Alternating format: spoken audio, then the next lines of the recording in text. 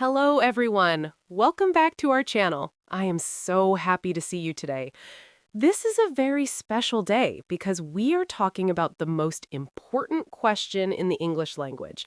It is the first thing people ask in a job interview, at a party, or when you meet a new friend. But look at Eric. Eric, you look like you are sitting in a very hot room. Why are you so nervous? Is that notebook full of secrets? Oh, hello, Anna. Hello, everyone. I'm nervous because tomorrow I have a meeting with a new group of people, and I know they will say those four scary words. Tell me about yourself. Anna, when I hear those words, my mind goes completely blank. It's like a white piece of paper. I forget my name, I forget where I live, and I definitely forget my English. I start to worry that I will sound boring or that my English is too simple. Does everyone feel this way, or is it just me? Eric, you are definitely not alone. Even native English speakers get nervous when they have to talk about themselves. It feels like a test, doesn't it? But today, we are going to change that. We are going to turn that white piece of paper into a beautiful story.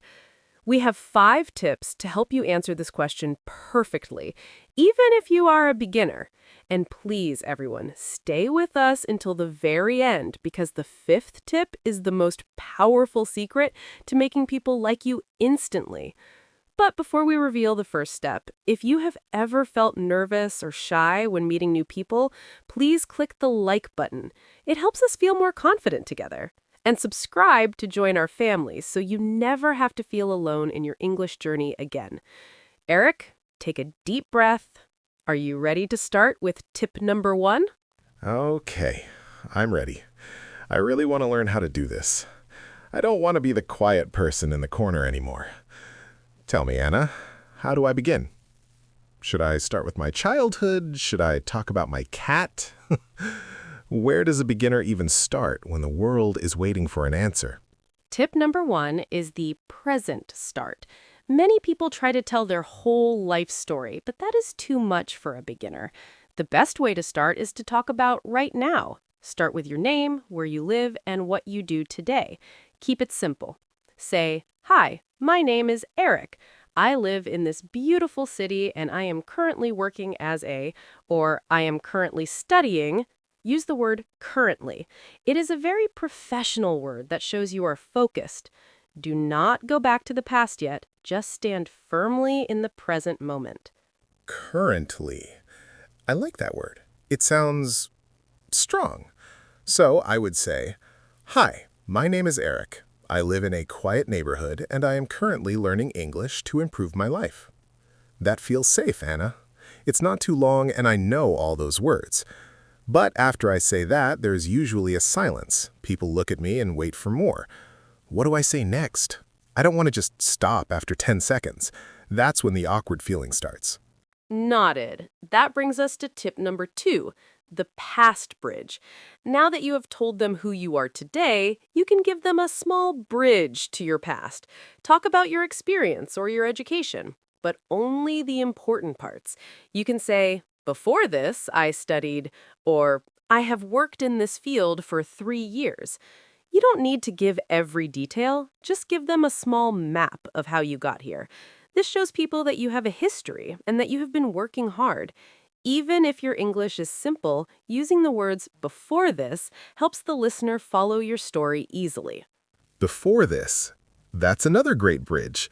So I can say, before this, I worked in a small office. Or, before this, I lived in a different country. It's like a puzzle, Anna. I'm putting the pieces together. I have the present, and I have the past. But I still feel a little bit like a robot. I am Eric. I live here. I worked there.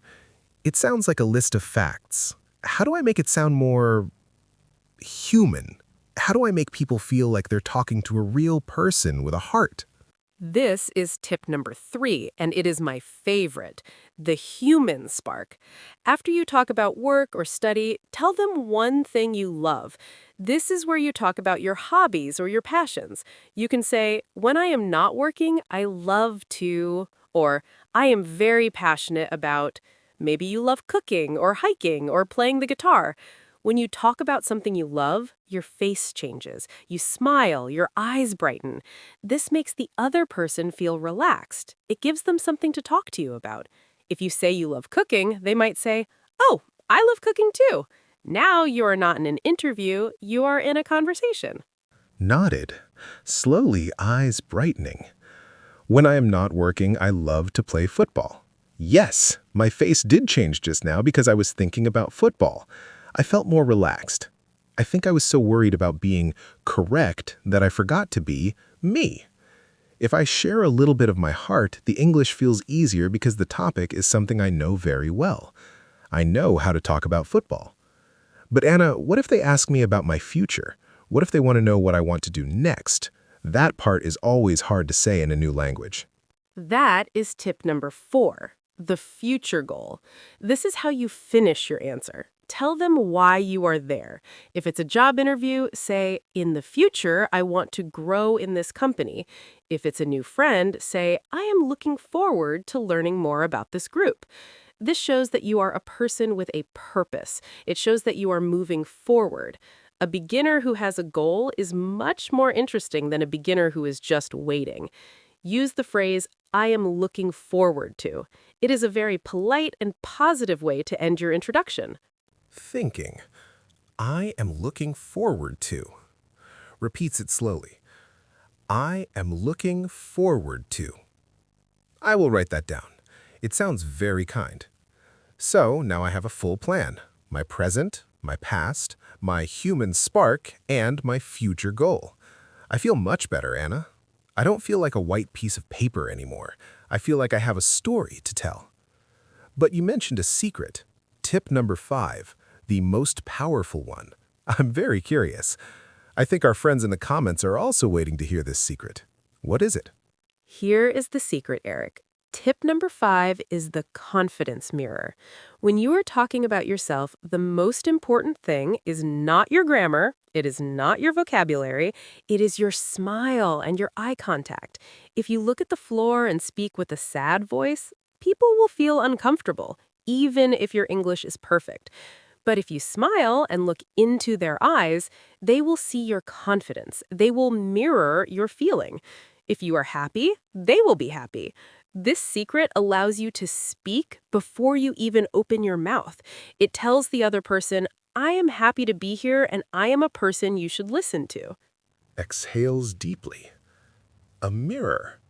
If I give them a smile, they give me a smile back. It's so simple, but I often forget it because I'm so busy thinking about verb tenses. I will remember to look at the people, not the floor. I will remember that my smile is just as important as my words. Anna, thank you. I actually feel excited for my meeting tomorrow. I want to try my new story. I want to use currently and before this, and definitely want to use my human spark. That is amazing, Eric. I am so proud of you. And I want to say to everyone at home, you can do this too. You have a beautiful story. You have worked hard to be here. Don't let the English language hide who you are. Before we go, we want to practice with you. In the comments below, try to write one sentence about yourself using tip number 1. Use the word currently. Tell us where you live or what you are doing. We want to meet you. Yes, please write to us. We love to see our community grow. And if this video helped you feel less nervous, please give us a like and share it with a friend who is also learning English. Every like helps us reach more people like you. Thank you for listening to my story today, Anna. I feel like I have a new voice. You have a great voice, Eric. And to everyone watching, thank you for your time. Remember, speak slowly, stay positive, and always be proud of how far you have come. You are doing a great job. We will see you in the next video. Goodbye, everyone. See you soon.